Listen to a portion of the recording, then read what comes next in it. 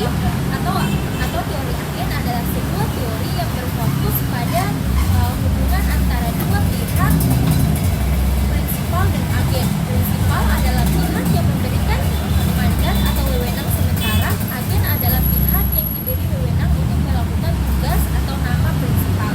Nah, teori ini sangat penting dalam konteks ekonomi, manajemen, dan organisasi karena membantu menjelaskan dan mengelola hubungan antara pemilik perusahaan atau prinsipal dan manajer atau agen. Nah, agensi teori juga menjelaskan tentang masalah yang muncul karena perbedaan kepentingan antara prinsipal dan agen serta cara untuk memitigasi masalah ini. Nah, kita masuk pada definisi dan dasar teori agen atau agensi teori. Nah, agensi teori pertama kali diperkenalkan oleh ekonomi namanya Michael Jackson dan William McLean pada tahun 1976 dalam artikel mereka yang berjudul Theory of the Firm, Managerial Behavior, Agency Cost, and Ownership Structure. Mereka mengemukakan bahwa hubungan antara prinsipal dan agen dapat menimbulkan masalah yang dikenal dengan istilah agency problem.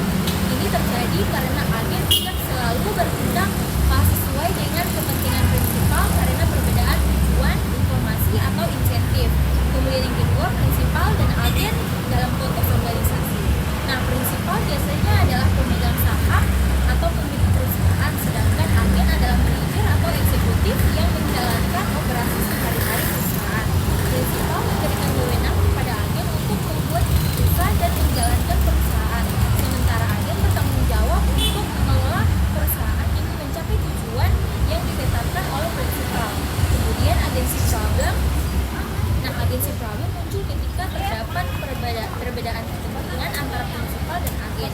Misalnya, pemilik perusahaan atau prinsipal ingin memaksimalkan keuntungan dan nilai perusahaan jangka panjang, sementara manajer atau agen mungkin lebih tertarik pada bonus jangka pendek, kenyamanan pribadi, atau pengurangan risiko yang tidak selalu sejalan dengan kepentingan pemegang saham.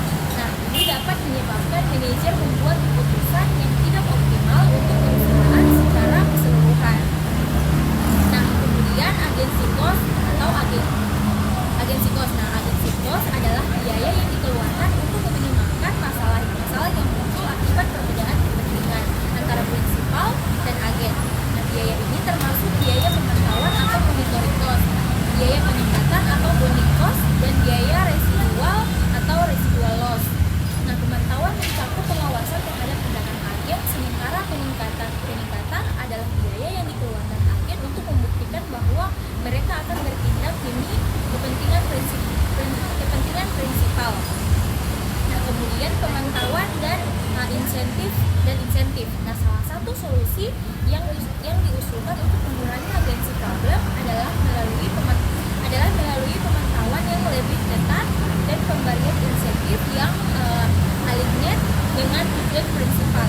Nah, prinsipal dapat menggunakan berbagai mekanisme untuk mengawasi kinerja agen seperti laporan keuangan, audit, atau sistem pengawasan internal lainnya. Selain itu, insentif berbasis kinerja seperti bonus atau saham perusahaan dapat digunakan untuk menyelaraskan tujuan agen dengan kepentingan prinsipal. Nah, kemudian ada perbedaan risiko dan asimetri informasi. Nah, agensi teori juga menyoroti masalah asimetri informasi antara prinsipal dan agen. Agen seringkali memiliki lebih banyak informasi tentang operasional perusahaan dibandingkan prinsipal yang dapat dimanfaatkan untuk kepentingan pribadi. Selain itu, agen dan prinsipal seringkali memiliki toleransi risiko yang berbeda. Prinsipal mungkin lebih bersedia mengambil risiko untuk keuntungan jangka panjang, sementara agen mungkin lebih berhati-hati karena mereka tidak berbagi manfaat atau kerugian jangka panjang yang sama dengan pemilik perusahaan. Kemudian ada insentif dan kontrak. Nah, untuk menyelesaikan agensi problem, kontrak yang efektif antara prinsipal dan agen sangat penting. Nah, kontrak ini harus mencakup klausul yang memberikan insentif bagi agen untuk bekerja dengan cara yang sejalan dengan tujuan prinsipal. Misalnya, agen bisa diberikan saham perusahaan atau opsi saham yang hanya dapat dieksekusi setelah perusahaan mencapai tujuan tertentu, sehingga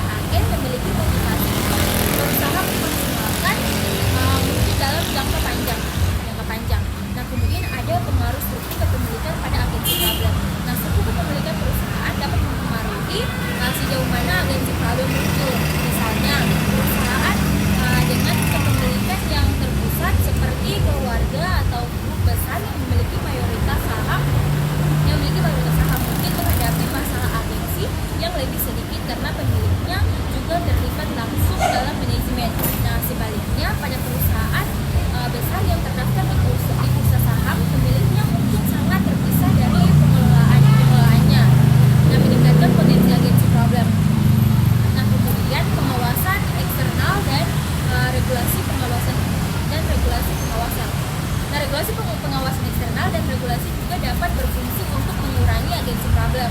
Otoritas pengatur seperti Komisi Sekuritas dan Bursa atau lembaga pengawas lainnya dapat memaksa perusahaan untuk melaporkan informasi secara transparan yang memungkinkan prinsipal untuk lebih mudah memantau tindakan agen.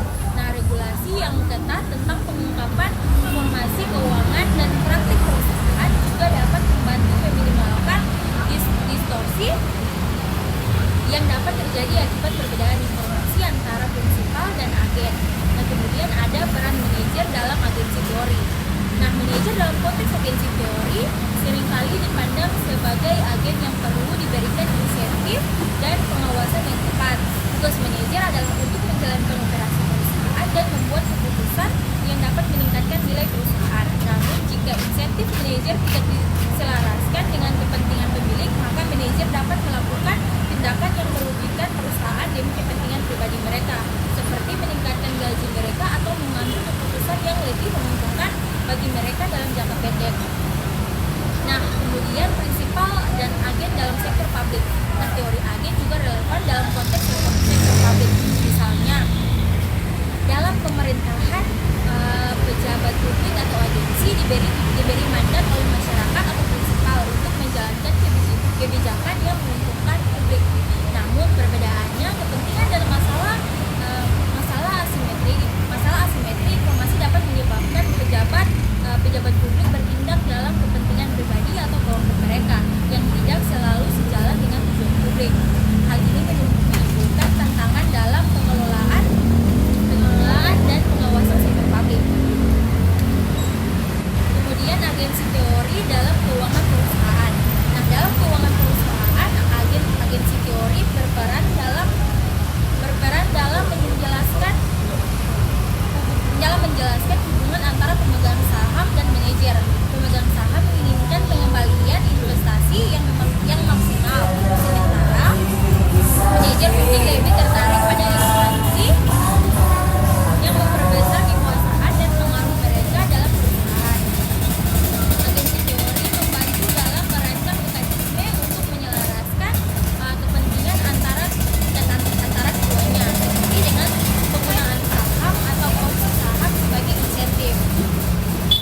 Nah, kemudian penurunan agensi problem melalui good governance dan good corporate governance berfokus pada pemisahan kekuasaan yang jelas antara pemilik dan manajer serta pada transparansi dan akuntabilitas dalam pengambilan keputusan. Kemudian prinsipal dapat mengurangi agensi problem dengan meningkatkan prinsip-prinsip tata kelola perusahaan yang baik. Nah, seperti pengawasan independen melalui dewan komisaris dan audit internal yang ketat. Ini membantu memastikan bahwa manajer bertindak sesuai dengan kepentingan pemegang saham dan tidak mengejar kepentingan pribadi. Nah, kemudian penyesuaian insentif untuk mengurangi agensi cost. Untuk meminimalkan agensi cost, banyak perusahaan menggunakan paket kompensasi yang menghubungkan remunerasi manajer dengan kinerja perusahaan. Insentif berbasis saham adalah contoh yang paling umum di mana manajer diberikan saham perusahaan yang meningkat nilainya seiring dengan peningkatan kinerja perusahaan. Nah, dengan cara ini agen memiliki insentif untuk meningkatkan nilai perusahaan karena mereka juga mendapatkan keuntungan langsung dari keberhasilan tersebut.